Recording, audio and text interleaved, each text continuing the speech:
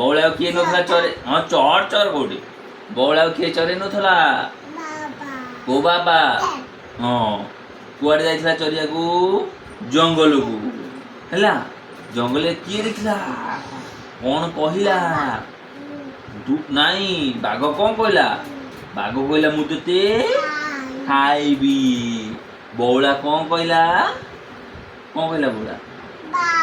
ହଁ ବଉଳା କହିଲା ମୋର ଗୋଟେ ଟୁଇଁ ବାଛୁରୀ ଅଛି, ତାକୁ ମୁଁ ଖାଇବାକୁ ଦେଇକିନା ଆସେ ଗେଲ କରିକିନା ତାପରେ ତମେ ମତେ ଖାଇବ ନା। ଏଠୁ କଣ କଲା?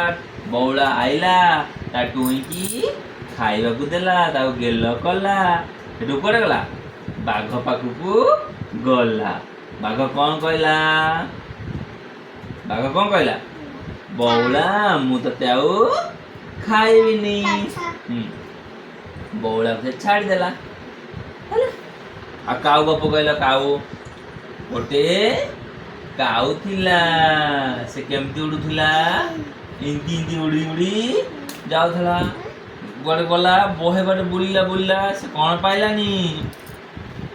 କୋଉଠି ପାଣି ପିଇବାକୁ ପାଇଲାନି। ଗୋଟେ ଜାଗାରେ ସେ କଣ ଦେଖିଲା? ଏତିକି ପାଣି ଥିଲା। କାଉ କଣ କଲା?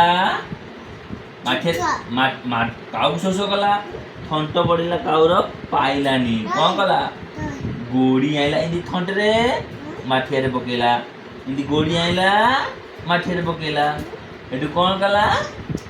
ପିଇ ଦେଇକିନା ଏମିତି ଖୁସିରେ ଉଡ଼ିଲା ଉଡ଼ିଲା ଉଡ଼ିଲା ହେଲା।